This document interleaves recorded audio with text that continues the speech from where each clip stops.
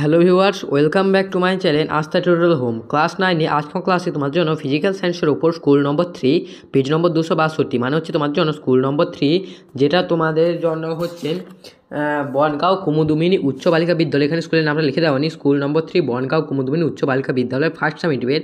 আমি তোমাদের জন্য শর্ট কোশ্চেন অনেক আগে আপলোডিং করে দিয়েছিলাম, তাই আজকের ক্লাসে তোমাদের জন্য 2 মার্কে মানে লং কোশ্চেনের 2 মার্কে উত্তর সলিউশন করে দিয়ে চলেছি। Class 9 physical science school number 3 page number 262 time Martin প্রশ্নবিচিত্রা ফার্স্ট সামিটিভের স্কুল নম্বর 3 মানে বনগাঁও কুমুদুমিনী উচ্চ বালিকা বিদ্যালয়ের সমস্ত 2 মার্কের প্রশ্ন উত্তর সলভ করে দেওয়া হচ্ছে। 3-এর দাগের নিচের প্রশ্নগুলির উত্তর দাও, বিকল্প প্রশ্নগুলি লক্ষণীয়। এখানে বলেছে প্রথম প্রশ্ন, প্রমাণ দৈর্ঘ্য কাকে বলে? দেখো, প্রমাণ দৈর্ঘ্য আমরা কি জানি, আলো 1 সেকেন্ডে 3 × 10⁻⁸ মিটার পার সেকেন্ডে যায়, মানে কি এত মিটার যায় 1 সেকেন্ডে, তাহলে 1 মিটার পাওয়া যাবে কি 1/3 × 10⁸। তাহলে প্রমাণ দৈর্ঘ্য কাকে বলে না, শূন্য স্থানে 1/3 × 10⁸ সেকেন্ডে আলো যে দূরত্ব অতিক্রম করে তাকে বলা হয় প্রমাণ দৈর্ঘ্য। এরপর কি বলছিল দেখো, একটি এককভিন্ন ভৌত রাশির উদাহরণ দাও। এখানে এই প্রশ্ন উত্তর লিখে দেওয়া এই প্রশ্ন উত্তর লিখে নাও তোমরা দ্রাব্যতা হচ্ছে এককবিহীন। এরপর দ্বিতীয় প্রশ্ন, মৌলিক একক বলতে কি বোঝো? মৌলিক একক যে ভৌত রাশিগুলি একক পরস্পরের উপর নির্ভরশীল নয় এবং যাদের একক থেকে অন্যান্য সমস্ত ভৌত রাশির একক গঠন করা যায় তাদেরকে বলে মৌলিক একক। তৃতীয় প্রশ্ন, ত্বরণের এককে প্রতি সেকেন্ড কথাটি 2 বার আসে কেন? ত্বরণ এককে প্রতি সেকেন্ড কথাটি 2 বার আসে, একবার আসে বেগ বোঝাতে, আরেকবার আসে বেগ বৃদ্ধির হারকে বোঝাতে। এরপরে চতুর্থ প্রশ্ন বলেছিল যে চলন্ত বাস হঠাৎ থেমে গেলে যাত্রীরা সামনের দিকে ঝুঁকবে কেন, কোন দিকে ঝুঁকবে এবং কেন? তাহলে প্রথম উত্তরটা হবে চলন্ত গাড়ির হঠাৎ সামনের দিকে যদি থেমে যায় তাহলে যাত্রীরা সামনের দিকে ঝুঁকে পড়বে। এর কারণ সে গতিজারির জন্য এরূপ হয়। চলমান অবস্থায় গাড়ির সঙ্গে যাত্রীর সম্পূর্ণ দেহই গতিশীল ছিল। গাড়িটি থামার সাথে সাথে যাত্রীদের নিম্ন অংশ স্থির অবস্থায় থাকলেও গতিজারির জন্য দেহের উপরের অংশ সামনের দিকে এগিয়ে যেতে চায়, ফলে যাত্রীরা সামনের দিকে ঝুঁকে পড়বে। এরপরে ঠিক এর অথবা প্রশ্ন, অতিক্রান্ত দূরত্ব শূন্য নয় অথচ ত্বরণ শূন্য হতে পারে কি? উত্তরটা হবে হ্যাঁ, অতিক্রান্ত দূরত্ব শূন্য নয় এবং ত্বরণ শূন্য হবে না। কেননা যদি আমরা দেখি যে কোনো চলন্ত গাড়ি বেগ বৃদ্ধি যদি করি তাহলে এক্ষেত্রে ত্বরণ তো শূন্য, অতিক্রান্ত দূরত্ব তো কখনোই শূন্য নয়, এর সঙ্গে সঙ্গে বেগ বৃদ্ধি হওয়ার জন্য ত্বরণও শূন্য নয়।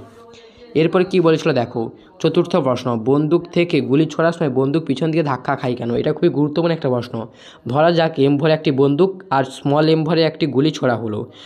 গুলি নিক্ষেপের আগে বন্দুক ও গুলি 2 স্থির ছিল, অতএব মোট প্রাথমিক ভর কত? 0।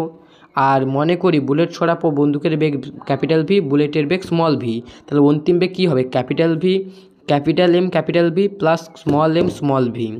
এরপরে ভরবেগের সংরক্ষণ সূত্রানুযায়ী আমরা কী জানি, মোট প্রাথমিক ভর সমান মোট অন্তিম বেগ। তাহলে প্রাথমিক ভরবেগ কী জানি আমরা? 0 সমান অন্তিম ভরবেগ এখান থেকে কী নির্ণয় করেছিলাম?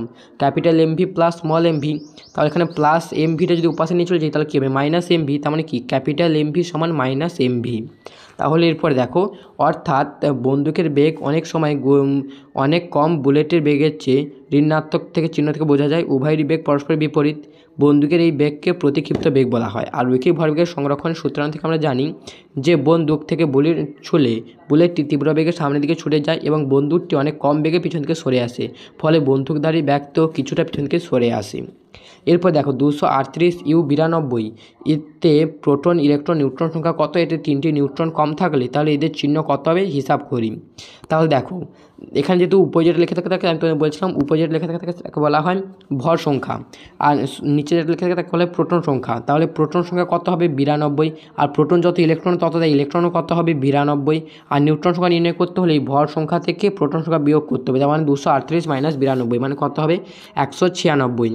এরপর কী বলছো, যদি 3টি নিউট্রন কম থাকে, 3টে নিউট্রন কম থাকে মানে কি ভর সংখ্যাও 3টে কমে যাবে, মানে কত হবে? 235U92। এটা হয়ে গেল আমাদের এই প্রশ্নটা। এরপর সপ্তম প্রশ্ন, পরমাণু ক্রমাঙ্ক কাকে বলে? খুবই সহজ প্রশ্ন, যে কোনো পরমাণুতে যত সংখ্যক প্রোটন থাকে তাকেই বলা হয় পরমাণু ক্রমাঙ্ক। এবং বলেছিল যে কোন বিজ্ঞানী নিউট্রন আবিষ্কার করেন? এটাও খুবই সহজ প্রশ্ন, বিজ্ঞানী স্যাডউইক নিউট্রন আবিষ্কার করেন।